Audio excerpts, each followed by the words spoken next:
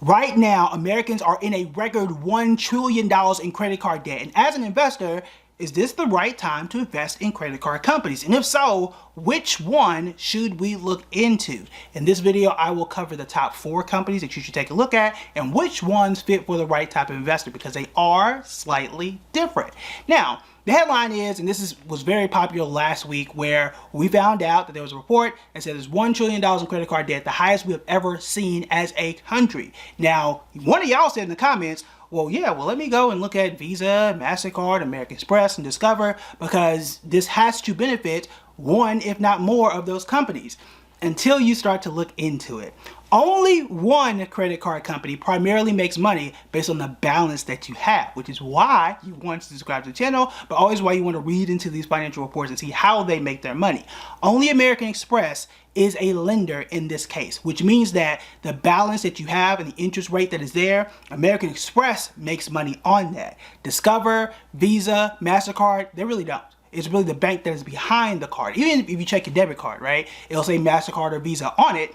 They make money when you swipe because they are charging the grocery store, the vendor, or whomever else is on the receiving end. That's how they make their money. American Express makes money in several ways, including the fee that you pay to even have the card in some cases. They'll charge any lender or themselves for the interest rate, and then the merchant as well. So they're getting paid in several different ways. But this makes you probably wonder, well, if all that's the case, we have $1 trillion in credit card debt, does this mean that I should just shift my money and just go to American Express? Because that is who is going to be the biggest beneficiary.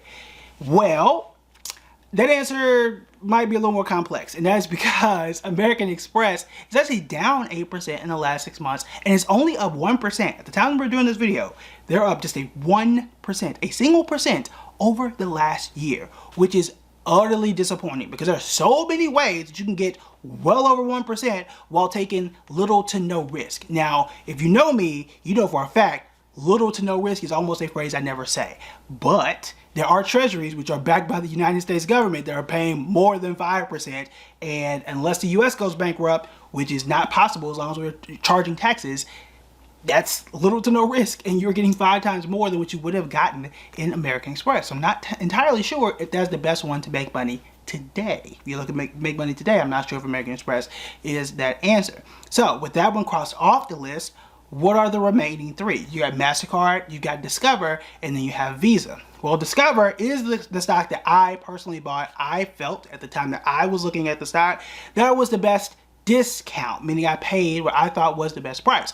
Unfortunately for me, and I did know the stock was down, it is down 9% over last year and down about 4% over the last 6 months. Hopefully these things change. Now I've only had it, and I think you guys saw when I actually invested in it on camera when I did the Cash App video. I think that was the one I bought in that video. But in either case, I bought it just a few months ago. I will be in it at least until December, and if not next summer. So I plan on being in it for quite a while. I would hope that things will change between now and then. So Discover, again, if you're looking to make money now, unless you are a value investor, which is the approach I took on that stock, I'm not sure if that's the one if I'm looking to really see some results quickly.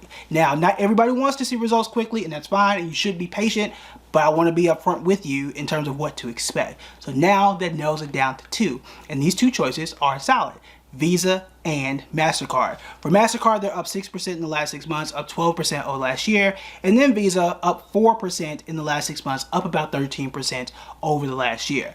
I can't sit here and tell you that these companies are identical, but their business models are very, very similar. If you were to blindfold me and have me to read one of their financial reports, I probably wouldn't be able to tell you the difference. And honestly, the performance, I mean, they're 1 to 2% off depending on what time frame you're looking at, and they are, again, pretty identical in how they make their money and their stock market performance right now. So those are the 2 that I would look at if I'm looking to make money right now.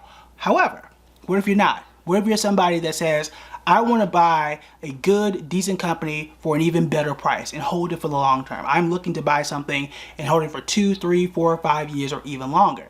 If you were to ask me that question, personally, I went with Discover, but I'll tell you this, Warren Buffett, who is a better investor than me, he is the one that went with American Express, and he's been holding on to American Express for decades. The thing I do like about American Express, and I did hold it for a while about a year or 2 ago, once I hit my 25%, I got out. Okay, so it does work. It is a good company. I would consider investing in it again if it came down to the right price.